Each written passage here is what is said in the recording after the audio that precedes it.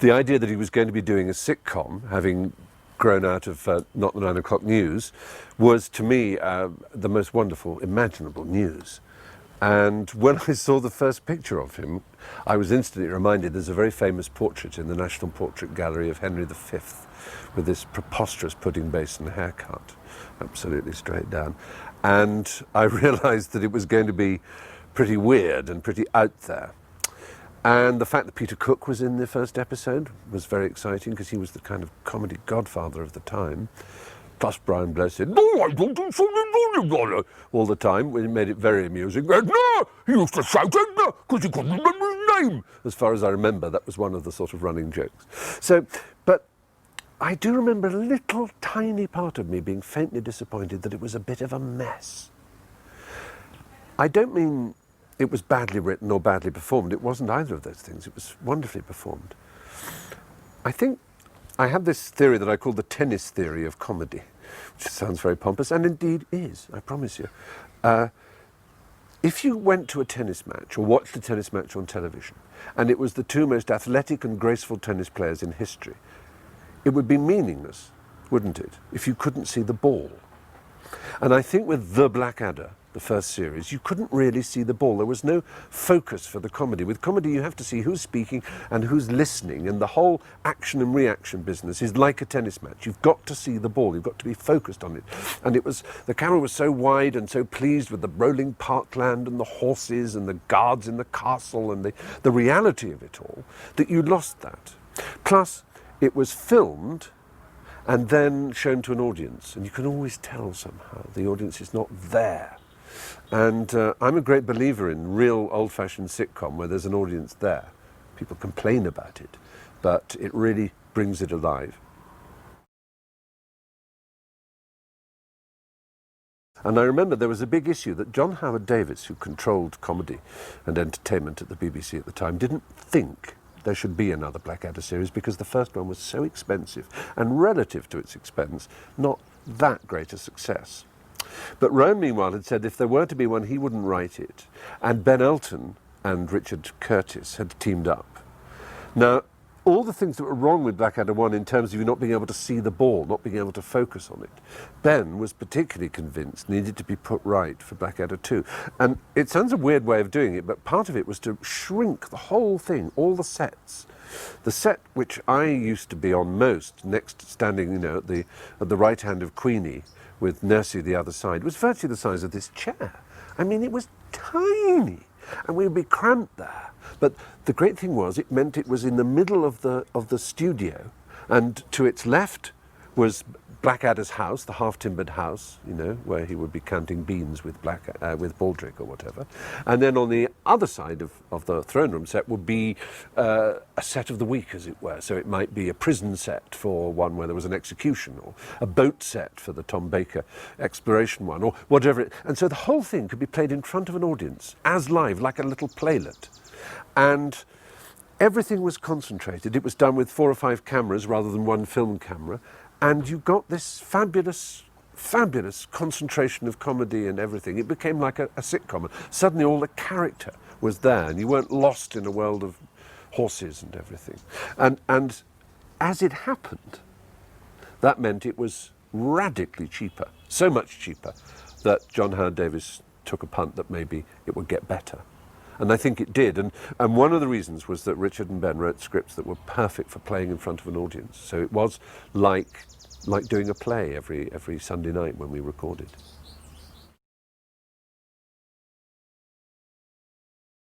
I suppose you have to remember going back to the early 1980s, 1984.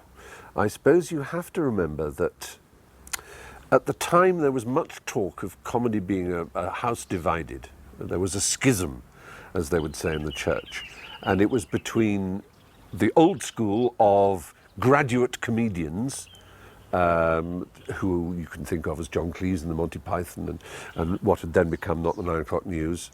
Rowan and Griff and Mel had all been to Oxford and Cambridge, I'm afraid.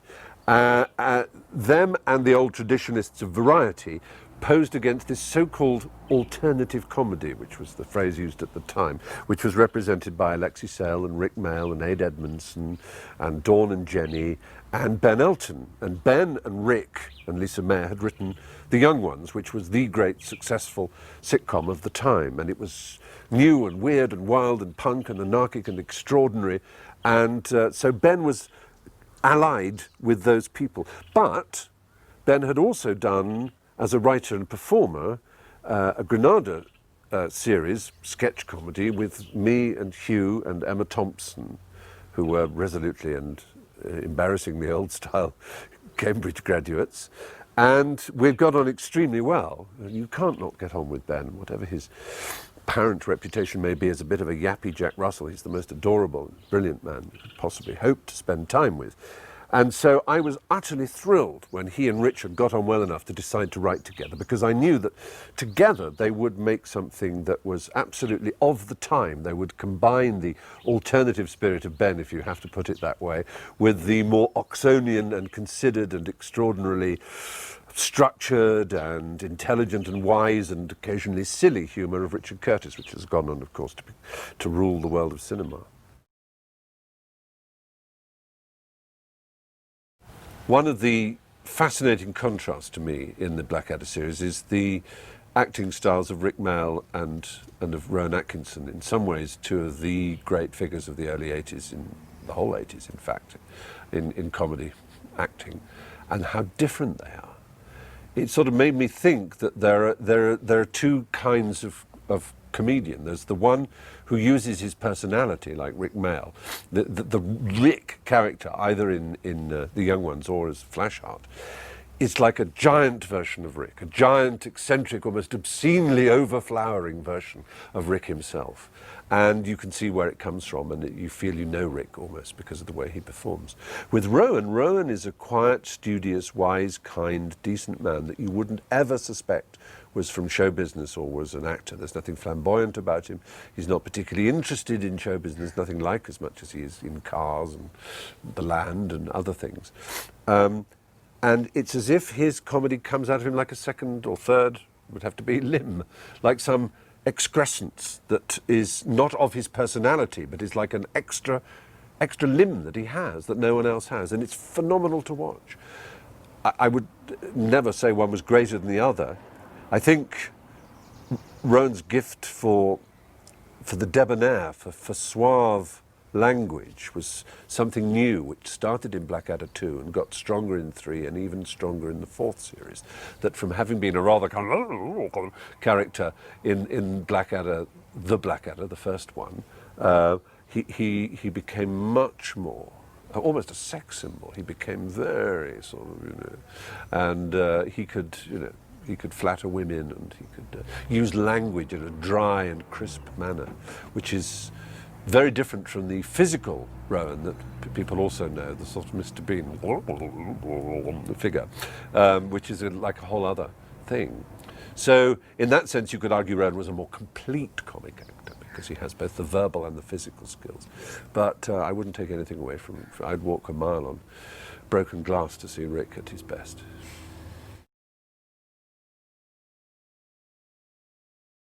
It's funny that Rowan has this reputation for being the great rubber-faced clown, the great performer, which he is, but he's also a magnificent straight man.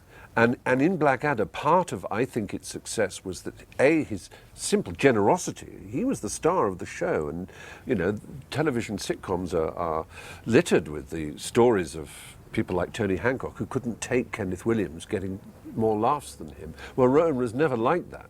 So if Baldrick or Percy or Hugh got a great laugh, Rowan was thrilled, and he would help build on it by being the best straight man you could ever work to. And that sounds awfully pro-y, the best straight man you could work to. I don't even know what it means. But what I think it means is that he can watch. You can be still and watch characters being disgusting, like over in the trenches making a cappuccino out of mouse droppings or whatever it was.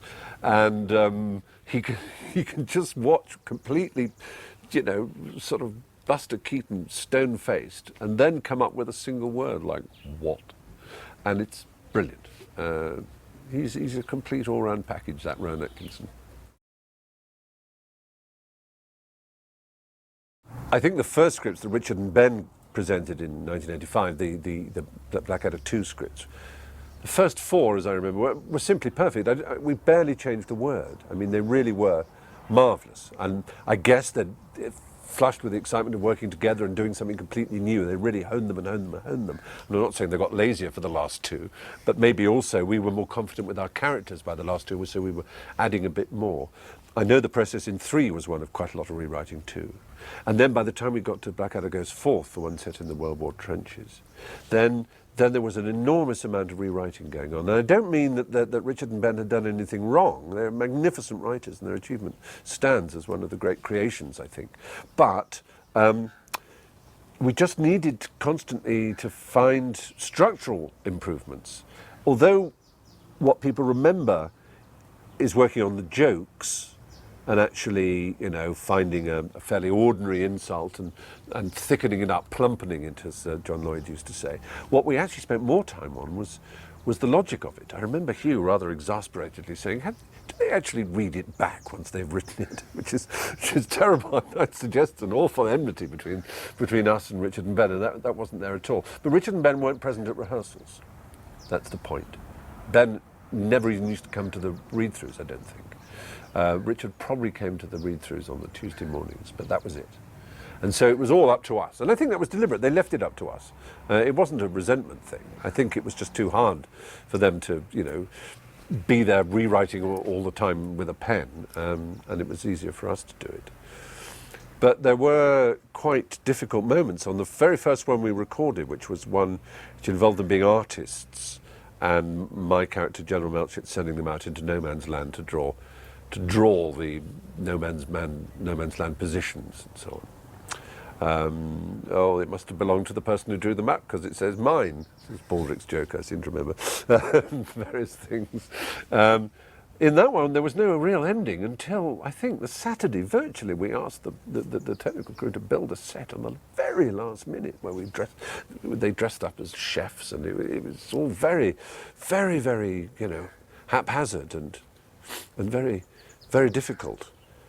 And that process, I think, was difficult for other actors. I think for Miranda or guest actors coming in, they would see us, particularly me and Hugh and John Lloyd, really just sort of beavering away and Rowan popping his thing in, and the others just got on with crosswords and waited for us to come up with our ridiculous things.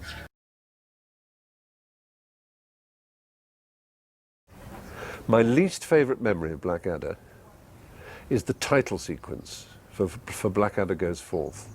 The idea was that I, as General Melchett, and Hugh and Tim, as the other 2 officers, would take the salute as Blackadder led his men, i.e. Baldrick, past. Baldrick playing the triangle. You may remember the sequence. It's the one that was used. But the idea was that we'd do it on horseback. I've always had a real problem with horses. And we were at the Colchester barracks of the Royal Anglian Regiment, and the colonel said, I think my mount will do for you very well. Meet Thunderbolt. And there was this enormous horse, twice the height of me.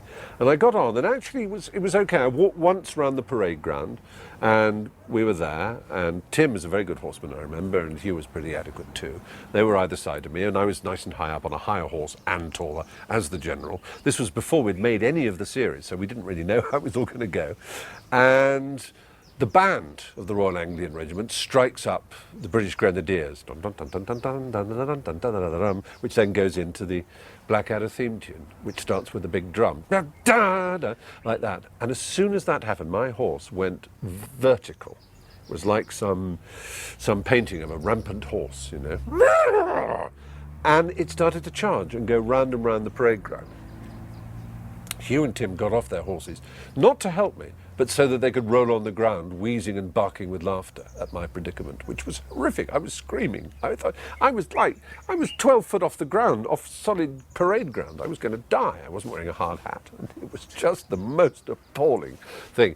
So in the end, we tried it again, and the horse, same thing. It was the music. Spooked it out completely. And the third time, the same. So in the end, we just stood on boxes. It's rather disappointing. So next time you see the title sequence, remember that.